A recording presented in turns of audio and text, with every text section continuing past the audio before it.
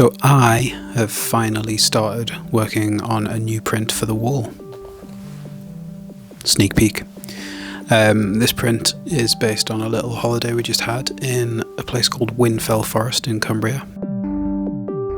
You may have heard of it if you're in the UK. It's a lovely part of the world. I've also been looking recently at old school printed imagery and the way they were made, and getting really into that sort of vibe of layered up printing, single colours at a time. I think it looks really cool. So that's one of the inspirations I've taken in creating this print.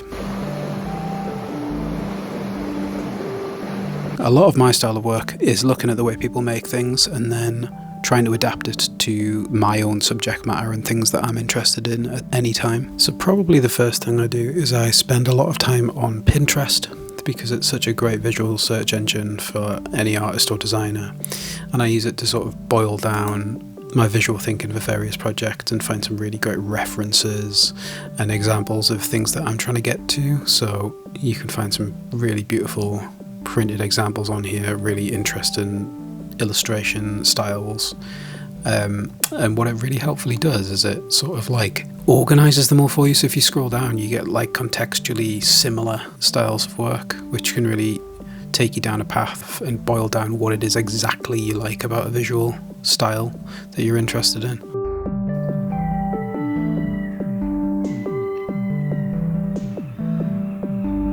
And the way I'll start off doing these prints, or at least a lot of my hand-drawn stuff on iPad, is I'll do like a really rough sort of pencil style sketch of everything just to try and get the layout right, because the layout's like the main thing most of the time.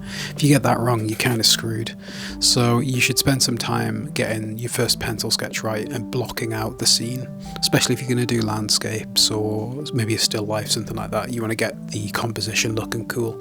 So one of the things I'll do in a research phase is I'll pull together like quite a few different images, just so I'm not heavily reliant on a single one and I'm not getting too close to copying somebody else's work.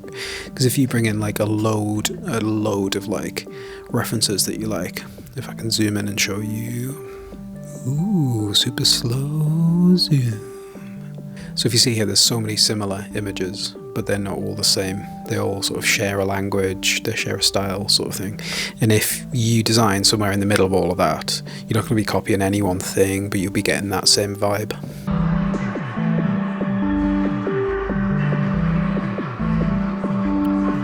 What I really love about a lot of these references is that the images themselves are drawn in layers. So you can see with this one, there's like 1, 2, 3, 4, 5 colours, five layers, 5 colours, and that's just basically designing an image for print, because the fewer colours you have to print, the cheaper it will be to print. A lot of sort of garment printing back in the day, a lot of vintage stuff, because of the amount of screens that they would have to use to print the images, they would limit the amount of colours. So what I really like is they would split out the illustrations themselves into like just a few different colours. It allows you to sort of really work tonally as well, like this one here. Let's have a look at this one. Just the way it's drawn, it's beautifully drawn to sort of give the shadows, which are the same colour as the sky, with a little bit more shading from the black layer over the top. Now, these are really interesting kinds of images. So when I'm looking at my references, what I'll do is I'll probably bring them into a note-taking app, specific ones I really like, and then I'll start to analyse what it is exactly that I like about them. So here you can see me writing some notes on an old US AAA travel directory cover. So these would have been printed on probably on that base yellow paper with a black and a red print over the top. But the way that they lay them up just looks really interesting. I find that once you've collected all your references, going into those references and picking out very specific ones that you really like, and then sort of noting down exactly what it is you like about them, will help you really pick out what you want yours to be.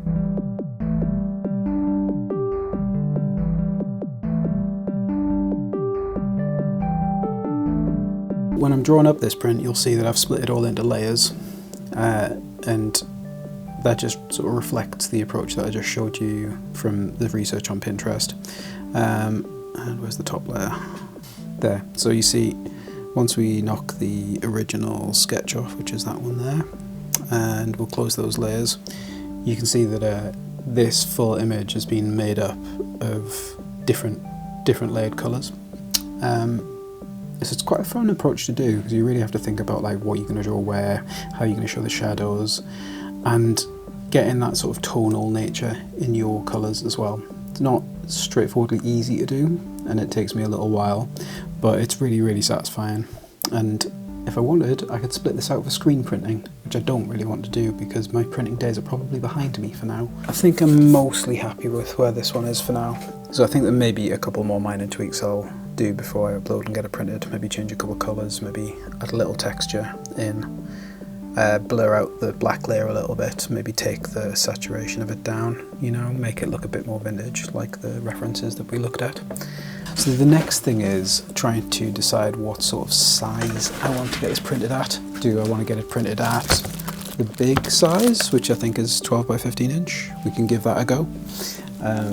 This frame it does need filling, or we could maybe go slightly bigger postcard size to 5 by 7, something a little different. I think 5 by 7 might be quite nice. It's not a million miles away size wise, is it? So yeah, might take it down a little bit, look like a vintage book cover. That'd be sick, that'd be pretty cool. So I think that might be it for this week. It has to go away to the printing place, and that will take a few days. Plus we're still waiting on last week's print. That has taken a bit longer than I was expecting it to. We will fill this wall, we will. Anyway, peace.